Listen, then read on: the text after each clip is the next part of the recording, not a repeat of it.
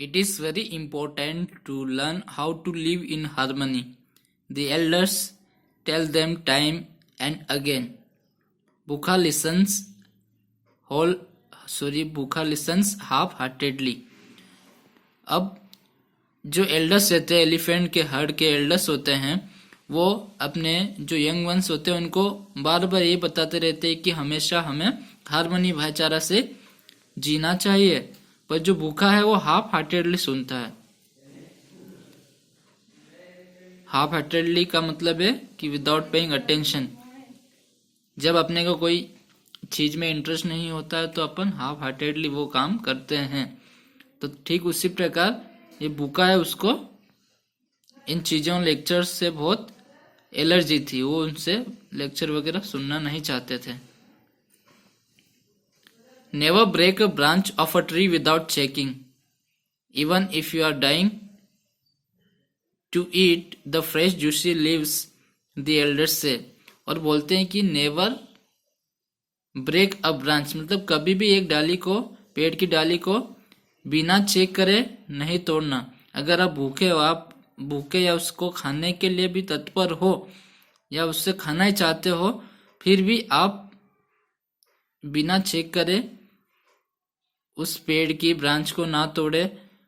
वो fresh juicy leaves खाने के लिए आप नहीं तोड़े, क्योंकि वहां चिक्स और एग्स भी हो सकते हैं। Wait there may be chicks and eggs of some birds, they might fall and die. और वहां वो जो अंडे होंगे वो गिरेंगे और वो मर जाएंगे। If you are not careful the birds will never be your friend. और अगर आप केयरफुल, आप ध्यान नहीं रखते हो, तो आप ख्याल नहीं रखते हो उनका, तो वो आपकी फ्रेंड्स, चिड़िया आपकी फ्रेंड्स कभी नहीं बन सकती और बनेगी नहीं।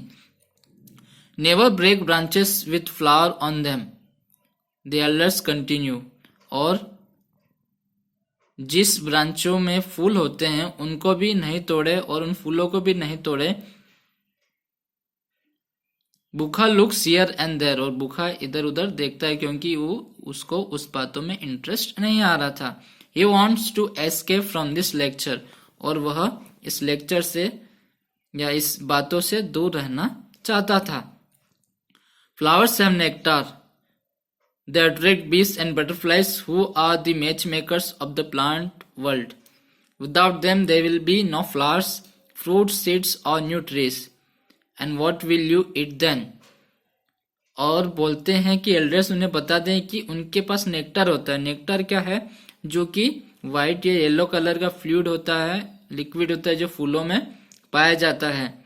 और इस नेक्टार्स के द्वारा ही अपनी जो हनी, शहद होता है, बीस बनाते हैं।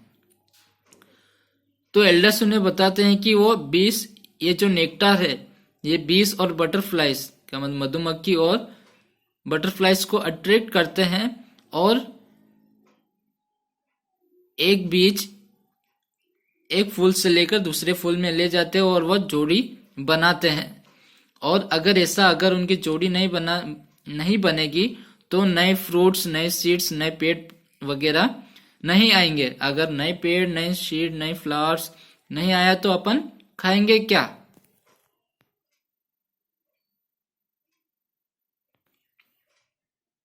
But Bukha does not listen. Remember, you are all big animals, the elders warn. So when you sit or lie down on the ground, you must watch for snails.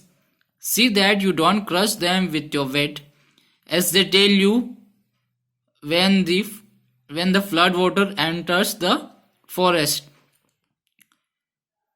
भूखा ये लेक्चर को, ये इन बातों को नहीं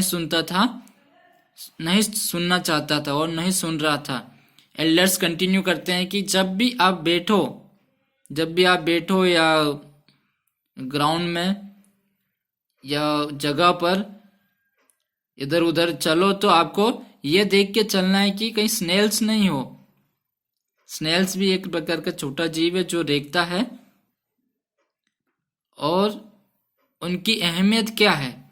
उनकी इम्पोर्टेंस उनके लिए इसलिए है क्योंकि वो हाथी और पूरे जंगल वालों को ये पता लगाते हैं या बताते हैं कि जंगल में किस समय फ्लड वाटर आ रहा है, अगर कोई बाढ़ आती है तो स्नेल्स इंडिकेशन देती है, जिसके द्वारा सभी जानवरों को पता चल जाता है कि फ्लड या बाढ़ आ रही है।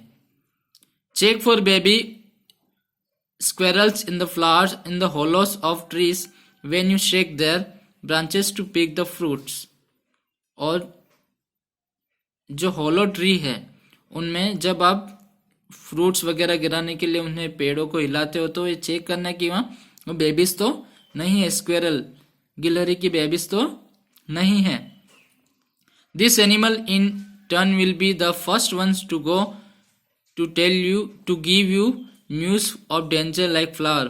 और ये गिलहरियां सबसे पहले आपको अगर जंगल में आग लगती है तो इसके बारे में पता या इससे अवगत आपको करवाएगी। When you get news of good food, the elders continue, you must not eat alone, you must inform others।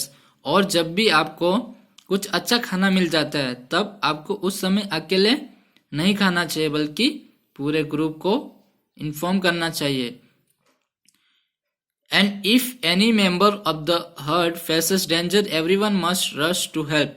और अगर ग्रुप का हर्ड का एक भी हाथी या हथनी अगर डेंजर में है, खतरे में है, तो सबको दौड़कर, रश टू हेल्प का मतलब है कि सबको इकट्ठा होकर उनकी मदद करनी चाहिए और तुरंत मदद करनी चाहिए। Remember that you face danger if you are alone, so learn to live together। और उन्हें बोलते हैं कि डेंजर कब होता है, आप खतरे में कब होते हैं, जब आप अकेले होते हैं, तो इसलिए आपको हमेशा एक साथ रहना चाहिए।